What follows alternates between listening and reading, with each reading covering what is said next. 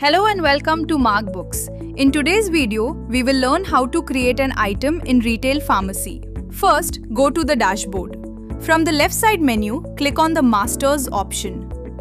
Next, go to Inventory Masters and select the Item option. As soon as you click on Item, the item list screen will open. To create a new item, click on the Create button or press F2 on the keyboard. The item creation window will now open. First, enter the medicine name or product name. If packing details are available for the medicine, enter them as well. In Unit 1, select the smallest sales or stock unit of the item. For example, if the medicine is available in tablet form, select Tab here. In Unit 2, select the larger unit of the item. For example, if one strip contains 10 tablets, select Strip.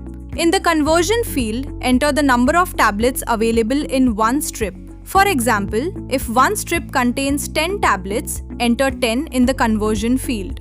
After configuring Unit 1 and Unit 2, you can easily purchase and sell the same item in different units.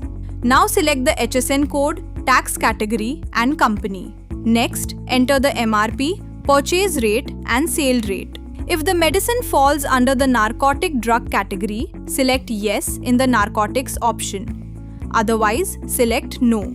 After entering all the required information, press F10 or click on the Save button. Once the item is saved, an opening stock pop-up will appear. To add the opening stock of the item, click on Yes. The opening stock window will open. Enter the batch number and opening stock quantity.